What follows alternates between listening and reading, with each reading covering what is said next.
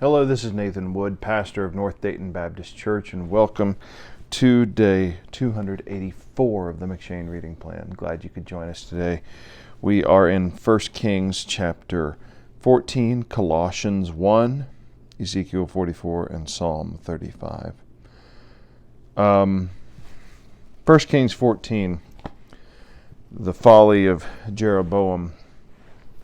He leads the northern tribes, and when I say that, remember there were people from all tribes in both the northern and the southern kingdom.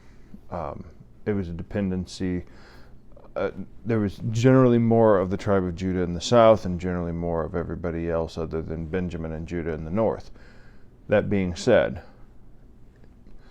the faithful drifted south, the unfaithful drifted north. So those who were more politically inclined to rebel against the house of David for the corruption that it had fallen into, they drifted north. And those who were more faithful towards the God of Israel stayed in the south because they could go to the temple.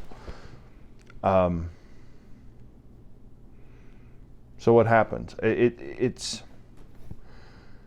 There's no good guys and bad guys. There's no good guys and bad guys. The southern kingdom fell into folly and paganism as well. They were politically wrong in many ways. The north was politically wrong in many ways. If you had to pick between the two of them, it's more beautiful in northern Israel. It's more fertile in northern Israel. The climate's better. It's greener, it's prettier, I will venture to say. But if I had to have chosen between the two of them, and it was my choice, I probably would have chosen to stick with the house of David. Just because that's, even though God was chastising the house of David for Rehoboam's sin and Solomon's sin,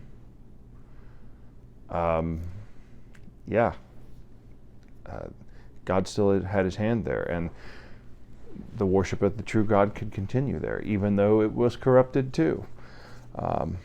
It's something that we need to keep in mind, and it's a hard lesson, and there's no easy answer.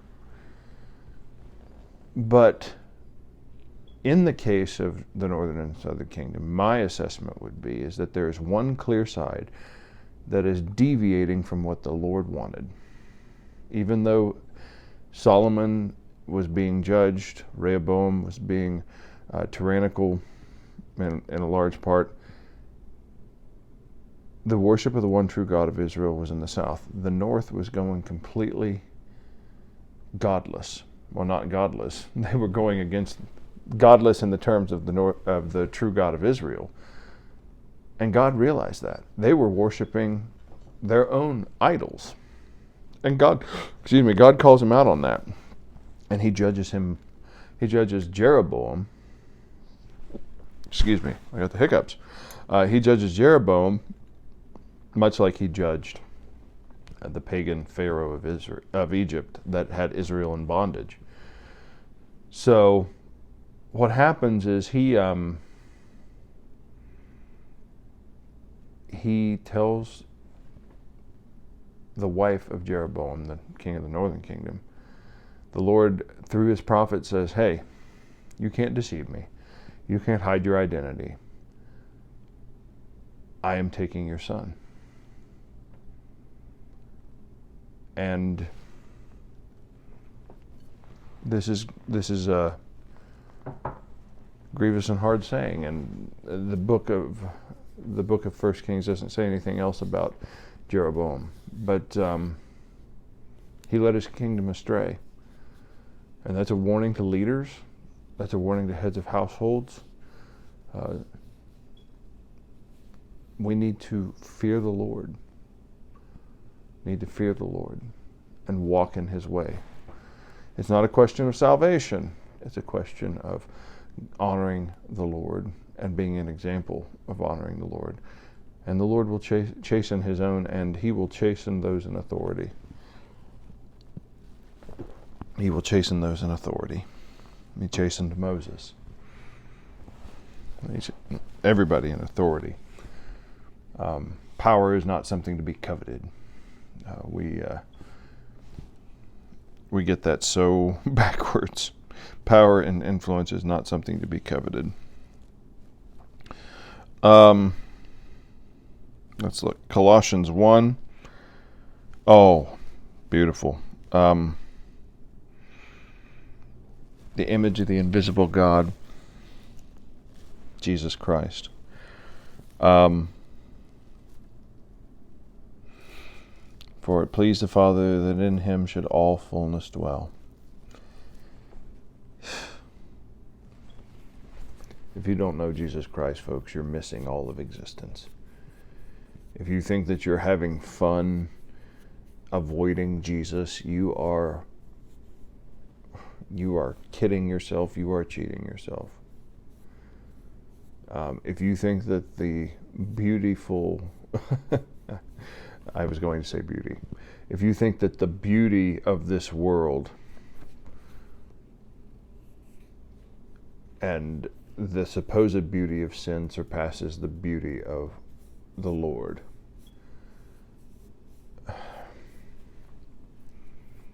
I ask that you to taste and see that the Lord is good. It's foolishness. Think about it as if you were watching the Jerry Springer show or some trashy reality TV show where you have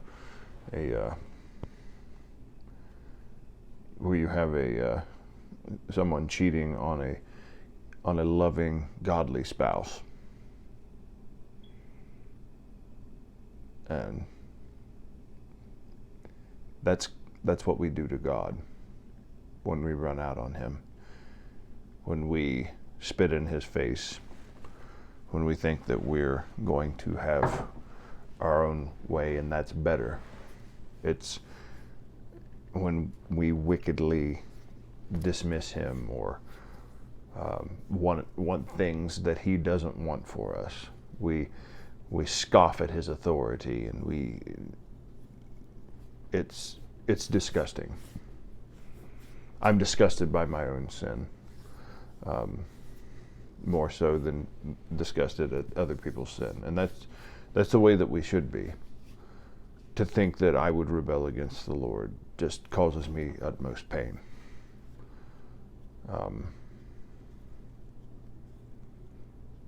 We should all be mortified at how horribly we've treated the Lord, how we've maligned him, how we've disgraced him, how we've disrespected him.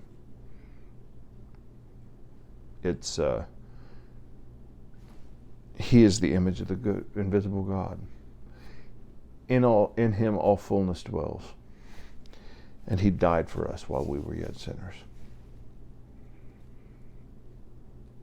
We want to play king like Jeroboam or Rehoboam.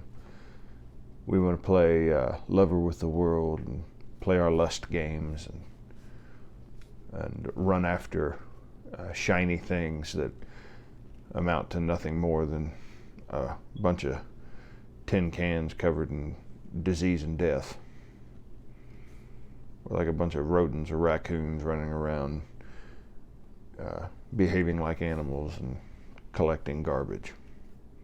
That's what fine living and possession is in comparison to having Christ, being true to him. We live like trash in the gutter, even if we think that we're living fine. He is the fullness of the invisible God. He is beautiful. He is beautiful. All of our finery cannot even match up. Ezekiel 44 is talking about the eastern gate in the beginning here of the chapter. That eastern gate nowadays, well, it's the same eastern gate. You remember when the glory of the Lord departs. It departs and goes to the Mount of Olives, but that's where the glory of the Lord comes back. That same road, of course, they paved it for the Pope Mobile in 2000, more's the pity. Jesus himself walked on that dirt road, but the Pope Mobile needed the pavement. So sad. But down the Mount of Olives came Jesus riding on a donkey on the king's mule, rode through the eastern gate into the temple complex. And ladies and gentlemen, that eastern gate right now is sealed shut. There's a high cliff wall right there on the eastern. You can't go into Jerusalem, at least the old city, directly from the east anymore. No, you can't. It's sealed off, walled off, and there is a cemetery in front of it to try and block the coming of the prince. Look, it is for the prince, verse 3, Ezekiel 44, he shall sit in it to eat bread before the Lord.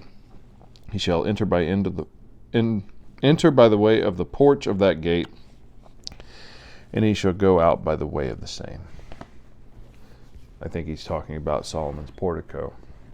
Jesus walked here in the winter time during the Feast of Dedication or Hanukkah. The light of the world, rejected. Why? Because, like I said, we like our own games, and here the Pharisees like their own religion, the Sadducees like their own religion, playing in the mud, making mud pies, while there was something much more glorious. It's so silly and so petty. So I guess today I'm just overwhelmed by how we reject the Lord and think that there's better things out there for our attention. There really is not. There really isn't.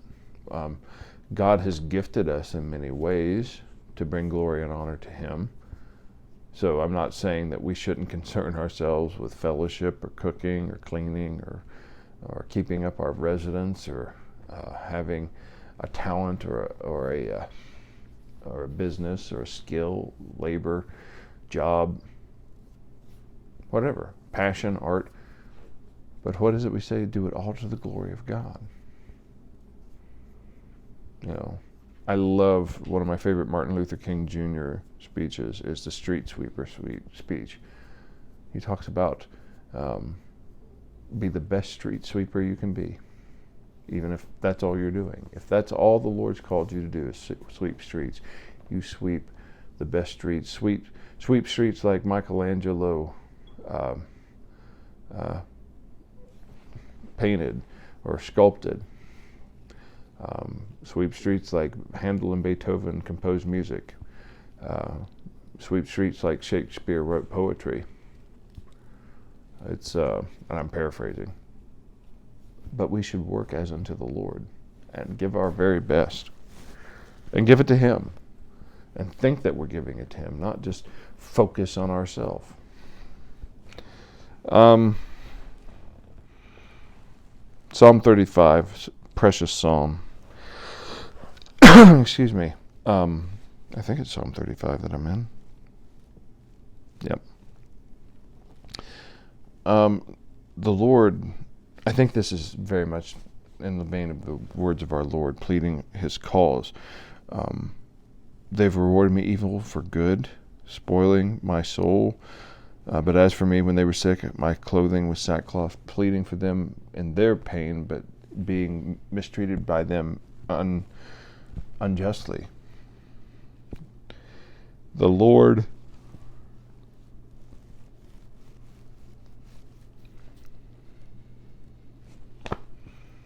of glory walked among us,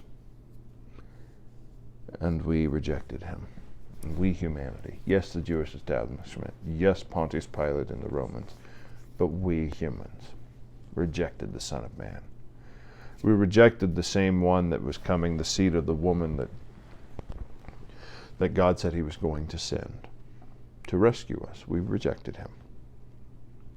But it was just that rejection that allowed the entire world to have the invitation, the genuine invitation to salvation.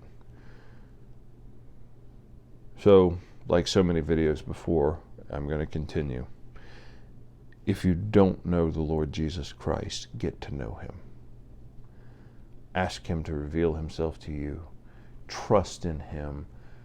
Believe in him. Even if you don't get it, even if you think that you don't understand, faith. Have faith in him and say, Lord, I believe, help my unbelief. Lord, I do not understand, help my understanding. I trust in you. Lay down at the feet of Jesus. Trust in his shed blood, his death, his burial, and his resurrection. Wholly throw yourself to be broken on the rock, or the rock will crush you. Simple as that. To those of us who know him, serve him. Don't reject him. Don't spit in his face. There's enough people doing that already, too many. Let's not rebel against him. Let's not turn our backs.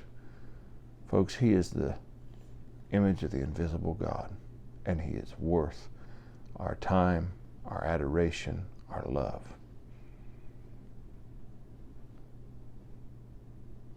He's already suffered enough shame and torment. We don't have to reject him all the more. Let's be good to him, trust in him, love him, honor him, glorify him, and love our neighbors as ourselves. We love you. Have a good day.